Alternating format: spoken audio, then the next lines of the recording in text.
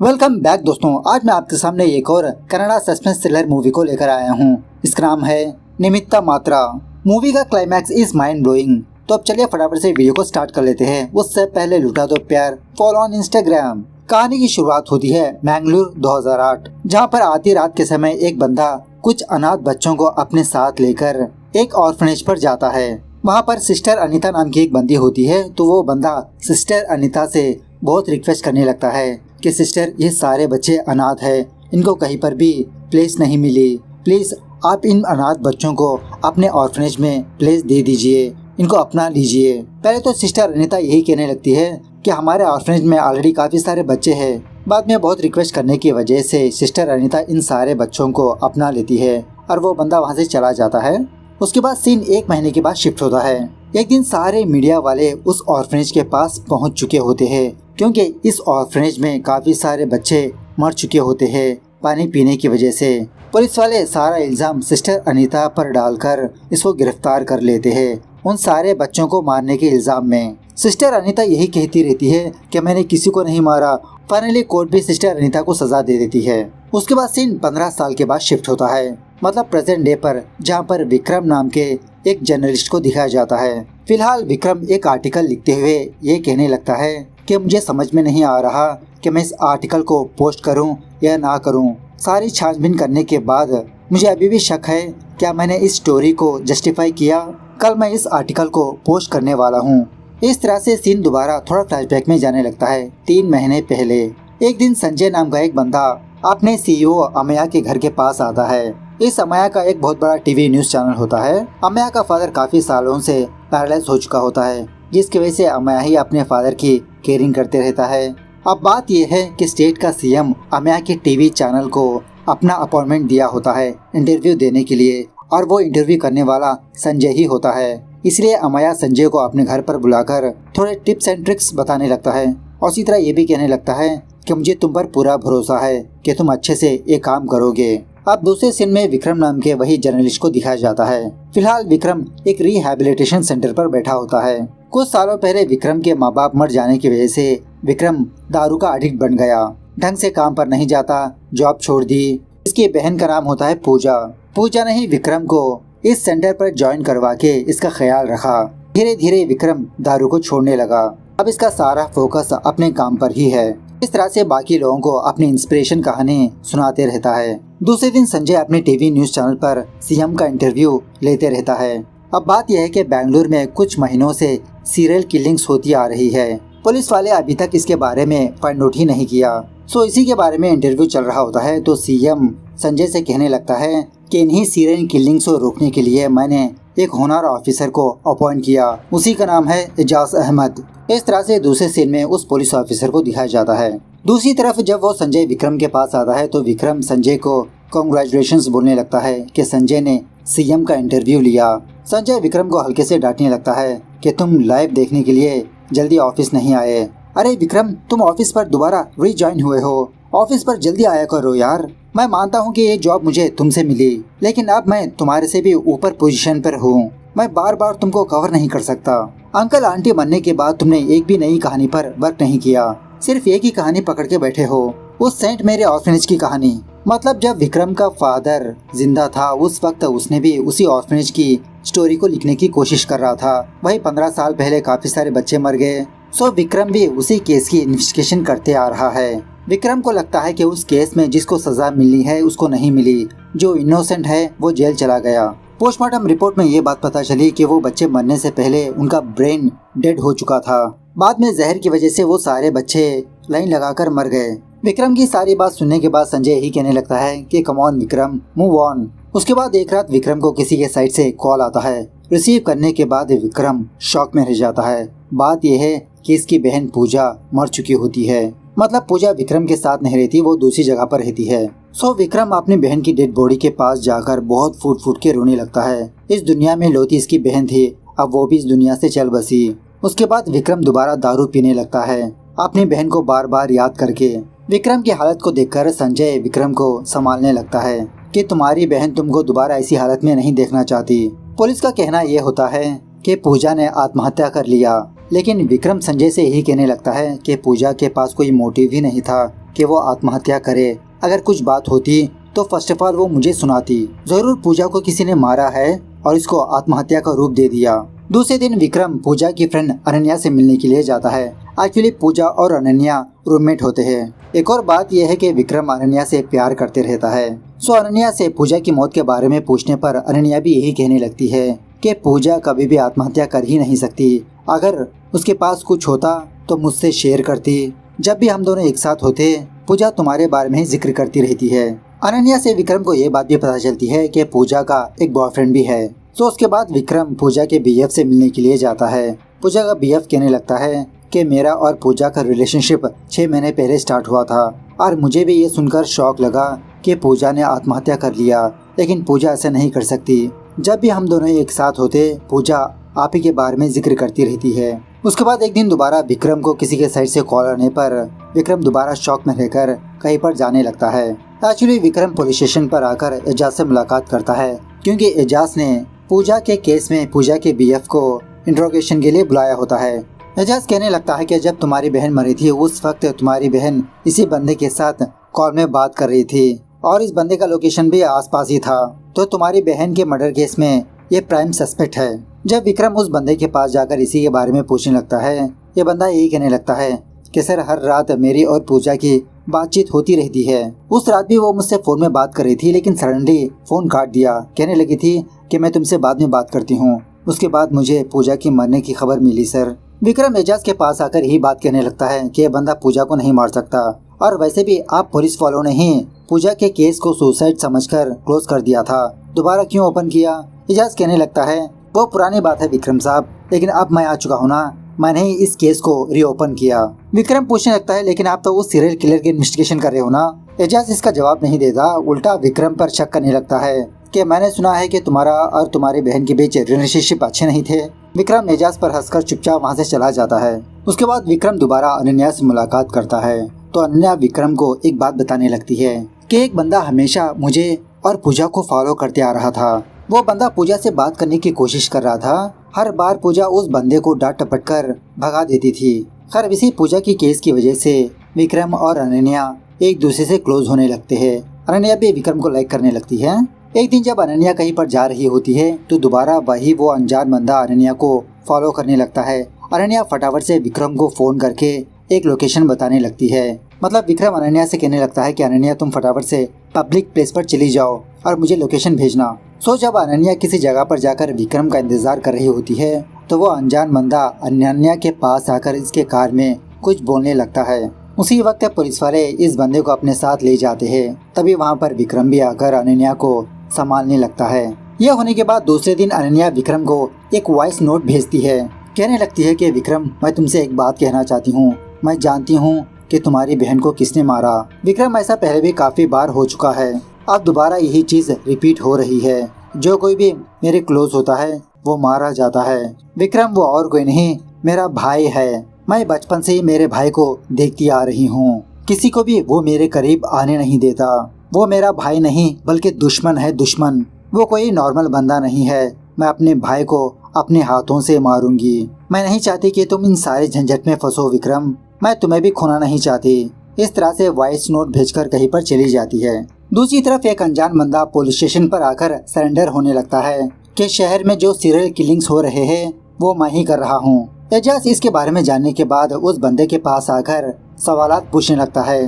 वो बंदा एजाज से एक ही बात कहने लगता है कि मैं तुमसे बात नहीं करूँगा, मुझे विक्रम चाहिए, वो जर्नलिस्ट। सो एजाज उस विक्रम को फोन करके उस हत्यारे के बारे में बताते हुए पुलिस स्टेशन पर बुलाता है कि वो बंदा सिर्फ तुमसे ही बात करना चाहता है।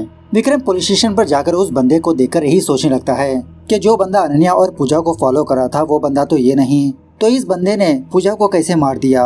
अनन्या ने कहा कि इन सबके पीछे की वजह उसका भाई है। सो विक्रम इस बंदे से कहने लगता है कि मुझे पता है कि तुम जानबूझकर सरेंडर हो चुके हो। इन सारे कांड के पीछे तुम्हारा हाथ नहीं है। बताओ किसके कहने पर तुम सरेंडर हुए। वो बंदा कहने लगता है कि विक्रम तुम बहुत ही स्मार्ट हो, झटके से पहचान लिया, लेकिन इन सब के पीछे मेरा मास्टर है, मेरा कमांडर। उसके गेम में मैं एक निमित्त मात्र हूँ। मतलब मैं एक छोटा सा इंस्ट्रूमेंट हूँ, प्यादा हूँ। इस तरह से पहेलियों से बात करते रहता है। विक्रम को गुस्सा आकर इस बंदे को मारने पीटने लगता है। विक्रम की हरकतें देखकर कांस्टेबल्स फटाफट से विक्रम को पुलिस स्टेशन से बाहर निकाल देते हैं।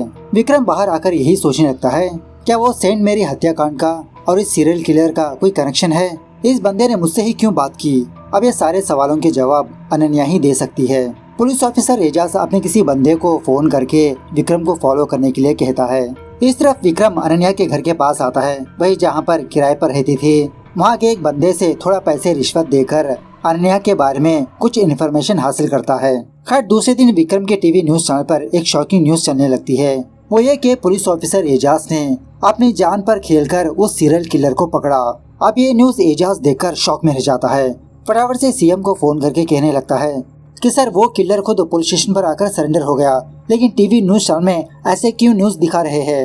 एक्चुअली इस न्यूज के पीछे सीएम का ही हाथ होता है। एजाज से कहने लगता है, अरे एजाज तुम बस न्यूज को सुनते रहो, पहले से ही पब्लिक पुलिस डिपार्टमेंट पर भरोसा करना बंद कर दिया। ऐसे में ऐसे न्यूज कंपलसरी है यार, तुम बस सेलिब्रेट करो, इंटरव्यू दो। एजाज कहने लगता है, अरे सर अभी तक इंट्रोगेशन पूरी नहीं हुई, उस बंदे के ऊपर एक और बंदा है, उसके बारे में पता करना होगा हमको। लेकिन वो सीएम इसकी बातों को नहीं सुनता। इस तरफ विक्रम अनन्या के पेरेंट्स के पास जाता है। बात यह है कि इन दोनों ने अनन्या को बचपन में ही अडॉप्ट किया था। अनन्या जब छोटी बच्ची थी उसी वक्त उसके पेरेंट्स मर गए थे। वो ऑर्फनेज में पली बढ़ी। बाद में इन दोनों ने अनन्या को गोद ले लिया। जब अनन्या इनके घर पर आई बहुत ही डिप्रेशन में थी। इन दोनों ने अनन्या को बहुत सारा प्यार दिया, फ्रीडम दी। अनन्या को जब भी टाइम मिलता वो अपने ऑर्फनेज पर जाकर बच्चों की केयरिंग करती। वो जो भी करती है कोई न कोई वजह होती है। सो अनन्या के बारे में इनको भी नहीं पता होता कि अनन्या फिलहाल कहाँ पर है। जब विक्रम वहाँ से जा रहा होता है तो एक अनजान बंदा इसको फॉलो करते रहता है। ये और कोई नहीं, एजाज का इन्फॉर्मर होता है। उसके बाद जब विक्रम वापस अपने घर पर आता है तो उसको ऐसा एहसास होता है कि इसके घर का दरवाजा किसी ने ओपन किया। अपने घर के अंदर आते ही एक अनजान बंदा विक्रम पर हमला करता है। इन दोनों की भी जबरदस्त तरीके से फाइट होने लगती है। मतलब वो बंदा विक्रम को मारने की ही कोशिश करते रहता है। इस तरह से बहुत ही लंबी फाइट होने के बाद वो बंदा विक्रम के घर से भाग निकलता है। तभी विक्रम ये चीज भी ऑब्जर्व करता है कि वो अनजान बंदा विक्रम को फॉलो कर रहा है, वही एजाज का आदमी। दूसरे दिन टीवी पर ये न्यूज चलने लगती है कि मैंगलोर में एक बंदा पुलिस स्टेशन पर आकर सरेंडर हो गया।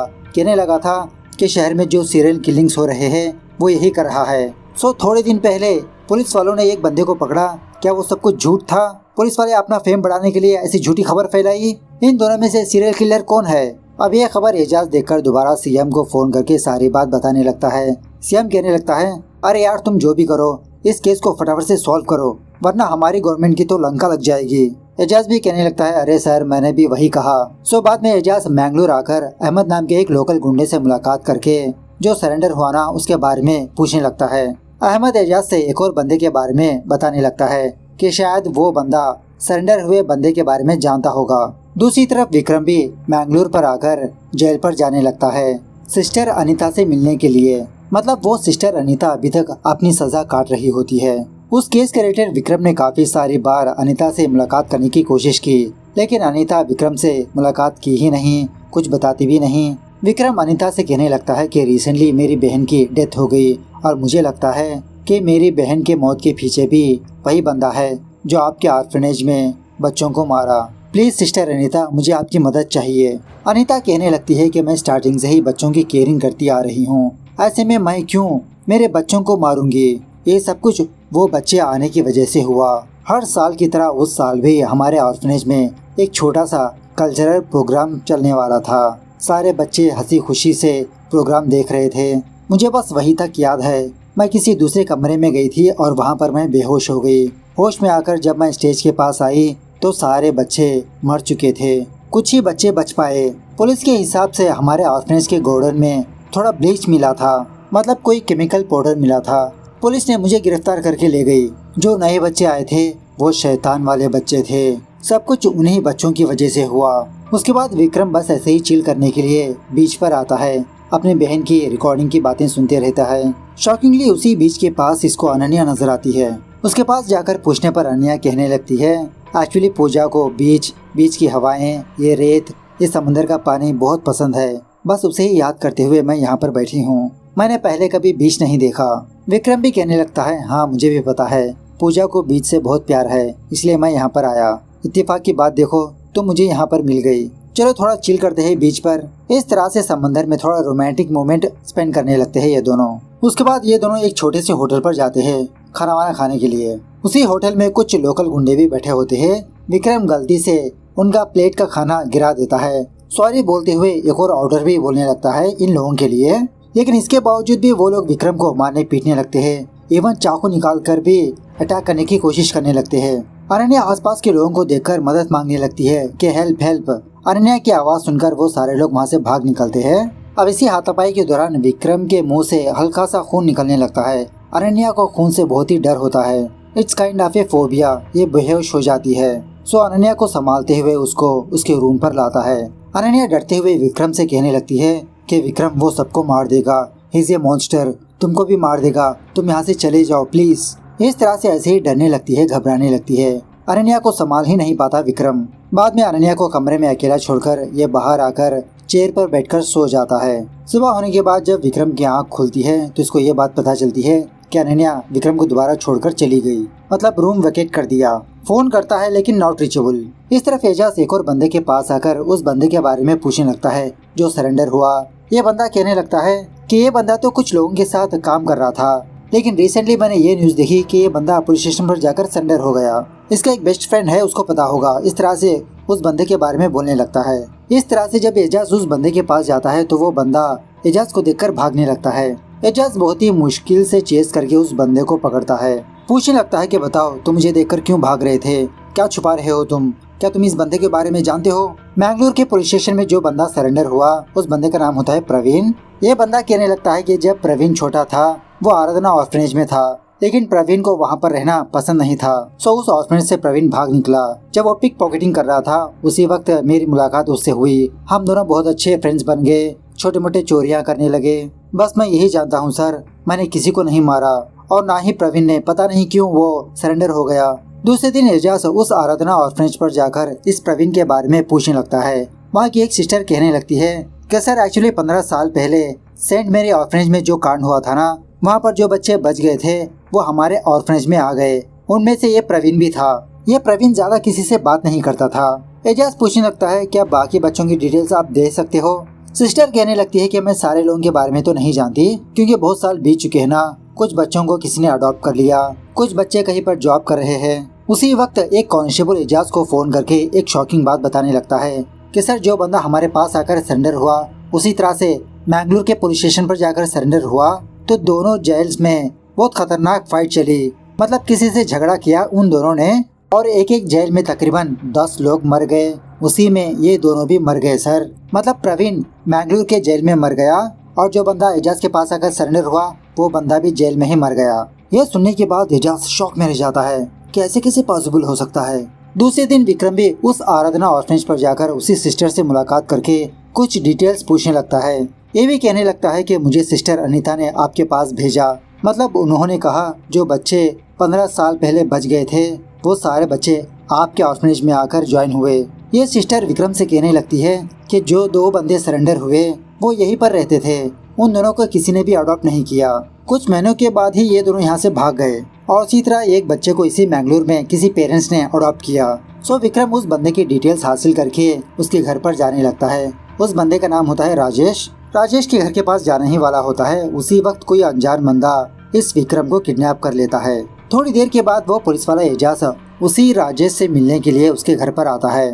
राजेश के फादर से मिलकर कहने लगता है कि मैं राजेश से मुलाकात करने के लिए आया हूँ। जब वो ऑर्फनेज में था उस टाइम कुछ बच्चे थे, उनके बारे में पूछने के लिए आया हूँ। इस तरह विक्रम को दिखाया जाता है इसको किडनैप करने वाला और कोई नहीं, वही एजाज का इन्फॉर्मर होता है। विक्रम से कहने लगता है अरे सर उस घर के पास मत जाइए, वो बहुत ही खतरनाक लोग हैं, आपकी सेफ्टी के लिए ही बोल रहा हूँ मैं। इस तरफ राजेश का फादर एजाज को चाय देते हुए कहने लगता है कि मेरी बीवी है, हमारा बच्चा मरने के बाद मेरी बीवी पागल हो गई, उसके बाद हमने राजेश को अडॉप्ट किया। मेरी बीवी तो ठीक नहीं हुई लेकिन राजेश लाखों में एक है। तभी इसी बातों में एजाज का सर चकराने लगता है। एजाज बेहोश होने के बाद राजेश दूसरे कमरे से बाहर आता है तो राजेश और उसका फादर एजाज को कहीं पर ले जा रहे होते हैं। तभी यही चीज विक्रम और वो इन्फॉर्मर देखकर इन दोनों को बहुत मारने पीटने लगते हैं। विक्रम उस राजेश के साथ जबरदस्त फाइट करके अपनी हिरासत में लेता है। उसके बाद वो इन्फॉर्मर विक्रम को किसका एड्रेस बताने पर विक्रम एजाज और उस राजेश को वहाँ पर ले जाने लगता है। मतलब वो बंदा किसी के घर के पास लाता है। इस बंदे का नाम होता है जॉन और इसके पास 2 बॉडीगार्ड भी होते हैं, गनमैन्स। विक्रम पूछने लगता है कि आप कौन हो और हम दोनों को यहाँ पर क्यों बुलाया। जॉन कहने लगता है कि आप दोनों को सब कुछ पता चल जाएगा। मैं एक रिसर्च साइंटिस्ट हूँ। क्राइम वर्ल्ड मेरा पैशन है। मुझे पता है कि आप दोनों एक ही किलर को फाइंड आउट करने की कोशिश कर रहे हो और वो भी डिफरेंट एंगल से इन्वेस्टिगेशन करके। लेकिन आप दोनों का रूट गलत है। ये कोई लोकल इशू नहीं है, it's a global issue. Terrorism है ये। मैं आप दोनों को एक बहुत ही सीक्रेट इन्फॉर्मेशन बताने वाला हूँ। टेररिज्म मतलब आपने क्या सुना, ह्यूमन बॉम्ब्स या किसी के ऊपर बॉम्ब्स डालना, लोगों को मारना। लेकिन ये एक सेल्फ इवॉल्विंग टेररिज्म है।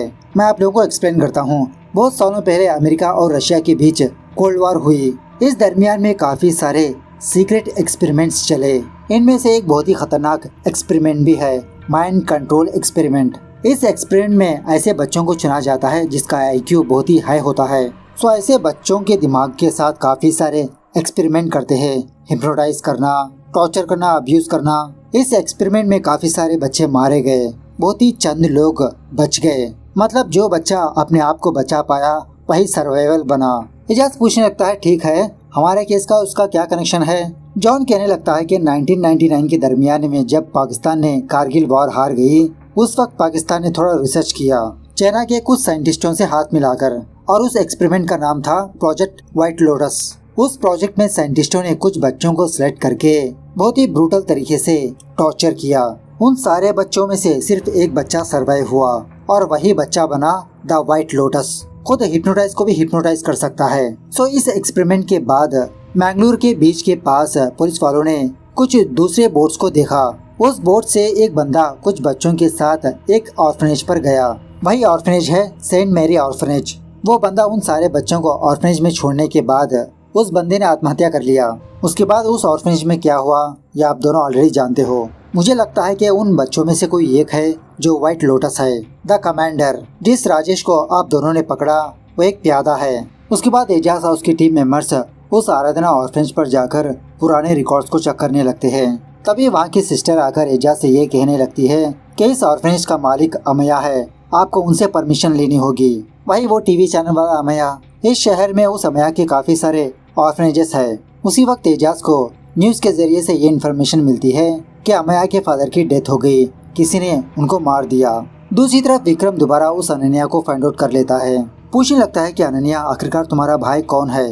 अनन्या विक्रम को कुछ भी नहीं बताती। उसी वक्त वो अमया अनन्या को फोन करने लगता है। विक्रम पूछने लगता है कि ये बंदा तुम्हें क्यों फोन कर रहा है, क्या तुम इस बंदे को ऑलरेडी जानती हो। इस तरह से पूछने पर अनन्या डिस्टर्ब होने लगती है, दोबारा ये बेहोश गिर जाती है, जिसकी वजह से विक्रम अनन्या को हॉस्पिटल में एडमिट करता है। डॉक्टर अनन्या का चेकअप करके विक्रम से कहने लगता है कि अनन्या ने कुछ ज्यादा ही स्ट्रेस ले लिया, इसी वजह से ये बेहोश हो गई, इसे थोड़ा रेस्ट की जरूरत है। खैर थोड़ी देर के बाद जब अनन्या को होश आता है तो सिस्टर अनन्या के पास आकर हालचाल पूछने लगती है। तो वो अनन्या उस सिस्टर को देखकर बहुत डरने लगती है, कुछ अजीब से ही नजर आती है इसको। अब विक्रम वहीं पर होने की वजह से अनन्या को संभालने लगता है। अनन्या विक्रम से कहने लगती है कि विक्रम तुम ये सब कुछ क्यों कर रहे हो, प्लीज मुझे अकेला छोड़ दो। थोड़ी देर के लिए जब विक्रम सोकर उठता है अनन्या दोबारा यहाँ से भाग चुकी होती है इसकी जात का। थक विक्रम का भरोसा मारे, अबे यार विक्रम थोड़ा शर्म करो, कितनी बार तुमको चुना लगाकर भाग गई वो। सिस्टर के पास जाकर अनन्या के बारे में पूछने लगता है। अब इसको क्या पता, इधर उधर पूछने से क्या फायदा, अबे साले तुम्हें छोड़कर चली गई वो। दोबारा अनन्या को फोन करने की कोशिश करने लगता है, लो कर लो बात, अरे बेवड़े हया नाम की कोई चीज है तुम्हारे पास। खैर दूसरी तरफ वो एजाज उस अमया से मुलाकात करने लगता है, थोड़ा बहुत पूछताछ करने लगता है इसके फादर के मौत के बारे में, ऑर्फनेज के बारे में, लेकिन एजाज को ज्यादा इन्फॉर्मेशन नहीं मिलती। उसके बाद पुलिस वाले उस बंदे को इंट्रोगेट करने लगते हैं जो अनन्या और पूजा को फॉलो कर रहा था। ये बंदा भी पुलिस वालों से ही कहने लगता है कि जो मेरे कमांडर ने कहा मैंने वही किया।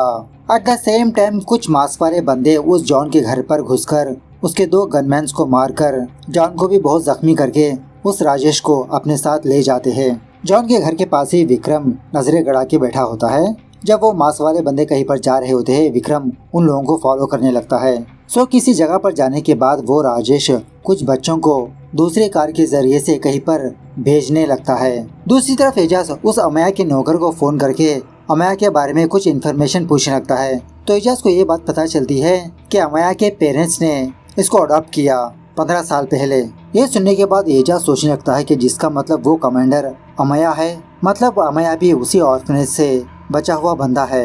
इस तरफ जब विक्रम दोबारा उस अनन्या को फाइंड आउट करके उसको फॉलो कर रहा होता है तो अनन्या उस अमया से मुलाकात करने के लिए किसी जगह पर आती है। वो दोनों सीक्रेटली कुछ बातचीत करने लगते हैं। जब अमया वहाँ से चला जाता है तो विक्रम अनन्या के पास जाकर यही बात पूछने लगता है, क्या अमया ही तुम्हारा भाई है? क्या तुम इसी से डर रही हो? लेकिन अनन्या दोबारा विक्रम को कुछ नहीं बताती, चुपचाप वहाँ से चली जाती है कि विक्रम तुम मुझे फॉलो मत करो। दूसरे दिन एजाज को एक शॉकिंग न्यूज पता चलती है, वो ये कि अमया अपने घर के टेरेस के ऊपर मर चुका है, किसी ने अमया को मार दिया। तो एजाज हाउस की टीम वहाँ पर पहुंचकर केस की इन्वेस्टिगेशन करने लगते हैं। दूसरी तरफ वो जॉन विक्रम को अपने पास बुलाकर ये कहने लगता है कि 15 साल पहले सोडियम साइनाइड पीने की वजह से उन सारे बच्चों की मौत हो गई। और एक और बात है विक्रम कि इस अमया के पास एक केमिकल फैक्ट्री भी है। उसी वक्त जेल में रहने वाली वो सिस्टर अनीता विक्रम को अपने पास बुलाकर कहने लगती है कि बचपन में जिस बंदे की मैंने वो आंखें देखी थी वही आंखें आज मुझसे मिलने के लिए आई। शैतान की आंखें हैं वो विक्रम, दोबारा कुछ बहुत बड़ा कांड होने वाला है। उसी रात विक्रम उस आराधना ऑर्फनेज पर जाता है। एक्चुअली आज रात इस ऑर्फनेज में एक छोटा सा कल्चरल प्रोग्राम चलने वाला होता है। और एक और बात यह है कि जॉन ने विक्रम को फोन करके ये बताया कि अमया की केमिकल फैक्ट्री से 15 टन का सोडियम मिसिंग है। सो विक्रम समझ जाता है कि शायद वो किलर इन्हीं बच्चों के लिए वो सोडियम चुराया होगा। उस किलर को ढूंढते रहता है। उसी ऑर्फनेज के बैक साइड पर एक बंदा जख्मी हालत में पड़ा होता है। ये और कोई नहीं, वो बंदा और कोई नहीं राजेश होता है। तभी किचन से अनन्या बाहर आती है। थोड़ी देर पहले सिस्टर अनीता ने भी अनन्या के बारे में ही बताया था। विक्रम अनन्या को ऐसी हालत में देखकर शॉक में रह जाता है। अनन्या बहुत ही अजीब की आवाज में विक्रम से कहने लगती है कि मैं अनन्या नहीं हूँ, मेरा नाम शमील है। मतलब जो भी कांड हुआ अब तक उन सबके पीछे अनन्या का ही हाथ है। अनन्या ही उस एक्सपेरिमेंट की रिजल्ट है। अनन्या किसी को भी चुटकियों में हिप्नोटाइज कर सकती है। विक्रम के ऊपर हमला करवाना, राजेश को अपने कब्जे में लेना, सब कुछ इसी का किया धराया होता है। एक और बात यह है कि अनन्या को बाइपोलर डिसऑर्डर होता है। तो इस तरह से शमील विक्रम पर हमला करने की कोशिश करने लगती है। मतलब कभी ये शमील बनती है, कभी अनन्या बनती है। जब अनन्या बनती है विक्रम को बचाने की कोशिश करती है, जब शमील बनती है विक्रम को मारने की कोशिश करती है, पागल लड़की कहेगी। सो इसी फाइट के दौरान पुलिस वाले अनन्या को गिरफ्तार करके ले जाते हैं। जेल नहीं पागल खाने भेजते हैं मोहतरमा को। उसके बाद सीन प्रेजेंट डे पर शिफ्ट होता है। मतलब विक्रम यही सारी कहानी आर्टिकल बनाने की कोशिश करते रहता है, लेकिन विक्रम अभी भी अनन्या से बहुत प्यार करते रहता है। तो उसी वक्त जॉन विक्रम को फोन करके कंग्रेचुलेशंस बोलने लगता है कि तुमने फाइनली किलर को पकड़ ही लिया। यहीं पर यह बात पता चलती है कि अनन्या ने अमया की केमिकल फैक्ट्री से सिर्फ 2 ही टन का सोडियम लिया, बाकी का सोडियम कहां पर गया। तभी टीवी पर एजाज ये न्यूज देखता है कि पुणे के एक ऑर्फनेज में कुछ बच्चे मर गए साइनाइड कंज्यूम करने की वजह से। एजाज फटाफट से अनन्या के पास आकर यही बात पूछने लगता है कि पुणे के ऑर्फनेज में 100 बच्चे मर गए, तुम यहाँ पर कैद हो तो वहाँ पर बच्चे कैसे मर गए। अनन्या उर्फ शमील कहने लगती है कि इंस्पेक्टर क्या मेरे पास दूसरा प्लान नहीं है? जेल आने से पहले उस प्लान को मैंने कब का एग्जीक्यूट कर दिया। मेरे जैसे काफी सारे और लोग हैं, इस प्लान में अमया भी शामिल है। अमया ही बाकी लोगों को जानता है, लेकिन अब तो वो मर गया।